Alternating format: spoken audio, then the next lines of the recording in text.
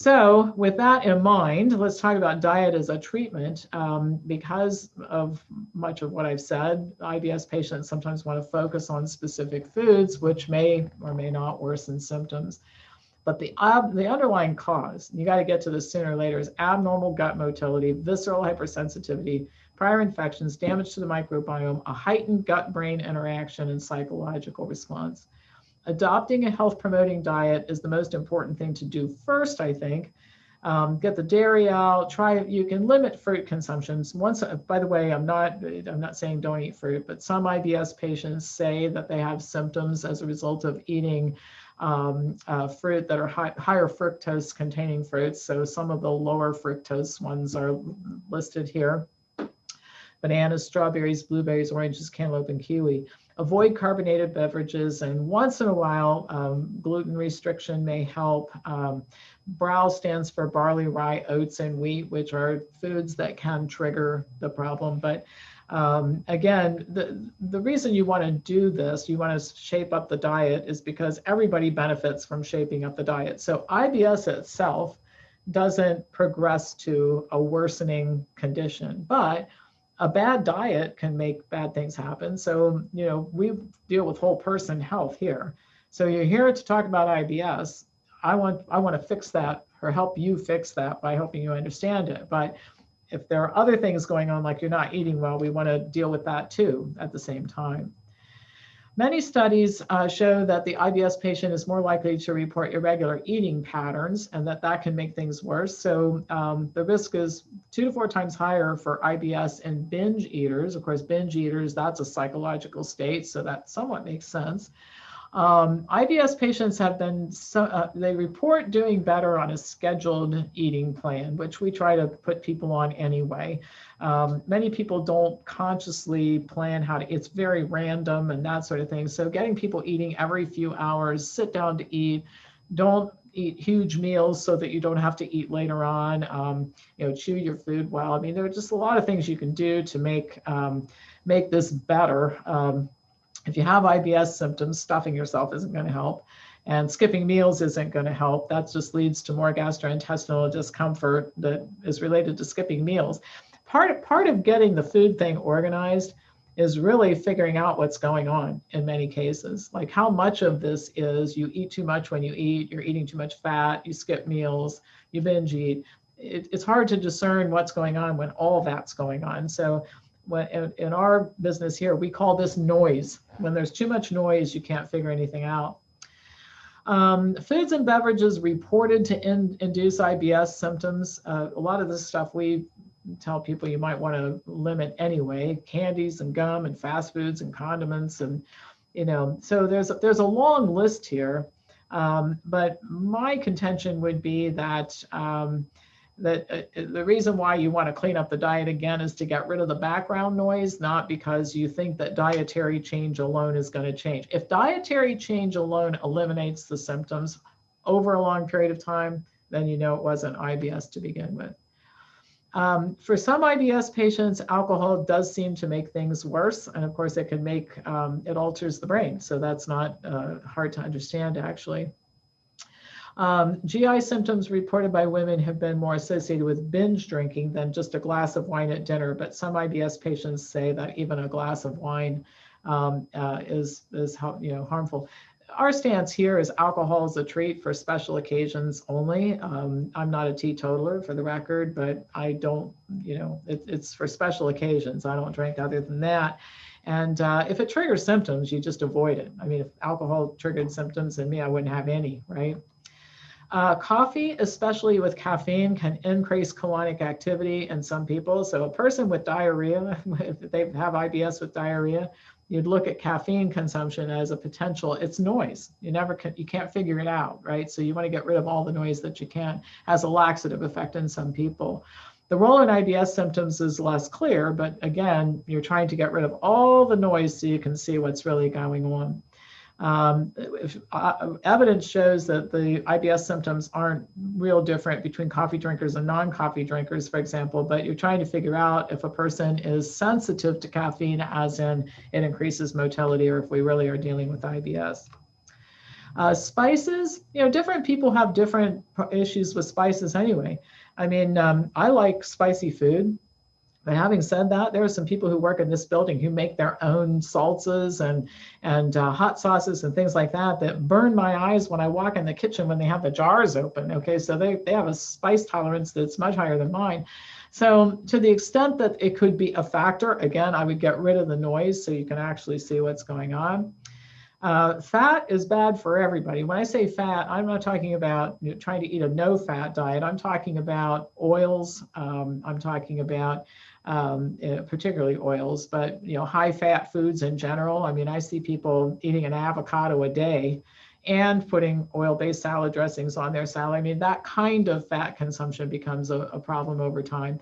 The response to fat is exaggerated in IBS patients, but I'd get the fat down to about 15% of calories again, just to start ruling out, because fat makes people who don't have IBS uncomfortable, and it does preferentially feed the pathogens in your gut, and it does slow motility. So are you constipated because you're eating a high-fat diet, or are you constipated because you have IBS? So anyway, noise, trying to get rid of noise. Fiber. I don't think there's any evidence that says supplementing with fiber is going to help IBS patients, and it's a bad idea for everybody because you can get plenty of fiber from food. So I don't recommend that. Some patients experience symptom relief on gluten-restricted diets, and my contention there is that it's possible to have IBS and have non-celiac gluten sensitivity as well. Now, most people, to be clear about this, there has been an extraordinary amount of attention paid to gluten as the source of all problems health-wise. It's ridiculous. Most people tolerate gluten just fine. We've been eating it for a long, long time as human beings.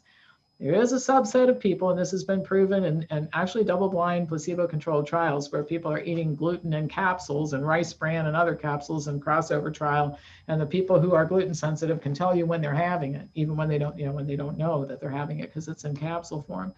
So anyway, you can try taking gluten out of the diet. If it's a true IBS patient, they may report symptom improvement, but if it goes away, well, that would be typical after the placebo period is over. I want to say a little bit about this low FODMAP diet, which I don't think a whole lot about, but it's often prescribed for IBS patients. It stands for fermentable oligomonosaccharides and polyols. FODMAPs are carbohydrates found in foods, but not all carbohydrates are FODMAPs, right? The FODMAPs, the reason they become an issue with anything is they're osmotic. They pull water into the intestinal tract.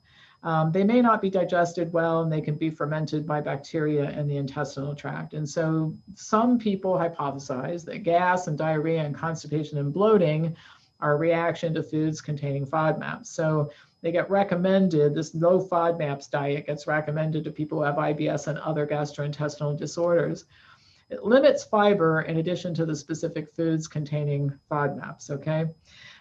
So the limiting fiber could be an issue. Anyway, let me explain this FODMAPs foods here, what the foods are and all that. So FODMAPs foods, these are the ones that you'd want to restrict. Fruits, honey, high fructose corn syrup, and sweeteners.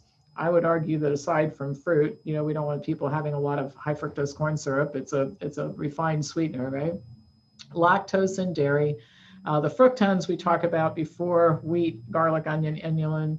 Galactans are in legumes such as beans, lentils, and soybeans, and then polyols, which are in what we call sugar alcohols like mannitol and sorbitol, xylitol, and in stone fruits like avocado, apricots, cherries, nectarines, etc.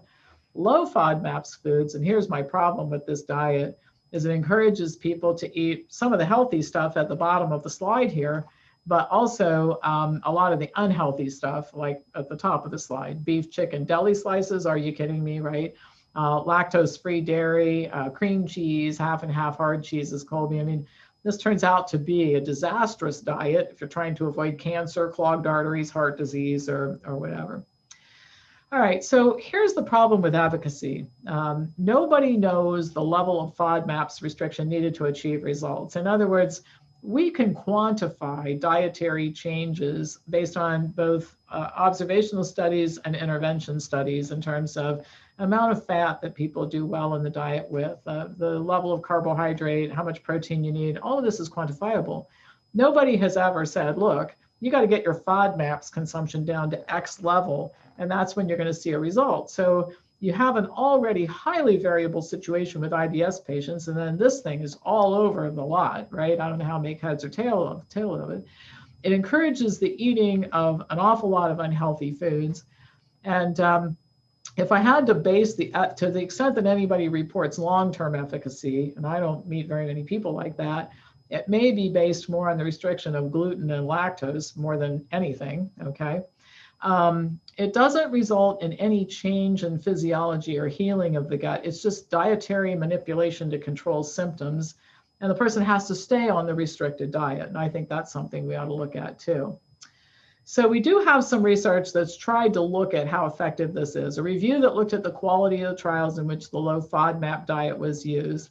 9 randomized controlled trials with 542 patients determined that all of these trials had methodological issues, which I can understand because I wouldn't know how. I'm pretty smart about some things, and it would be very difficult with the variability of this whole thing to structure a diet where you could actually measure the FODMAPs being consumed.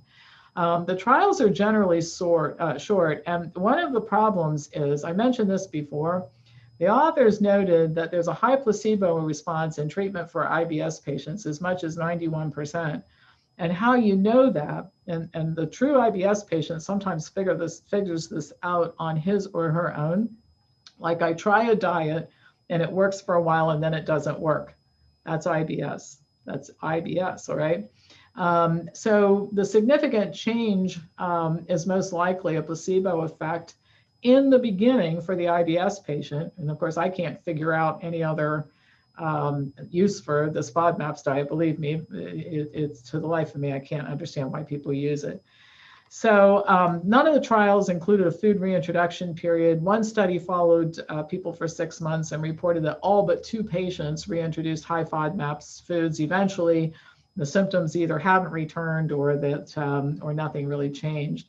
And so there are many indications. This research group actually reached the conclusion that I had a long time ago, long before this was published in 2017, that any effect on symptoms is more likely driven by a placebo response than it is to anything else. So again, I don't think that we're going to do well with a whole lot of dietary manipulation, other than how about a health promoting dietary pattern, because that's good for other health issues that you may have besides IBS, and ones that I'm sure you don't want to get, like cancer. But I don't see anything in this FODMAPs diet that would do anything to positively impact anyone, including the IBS patient.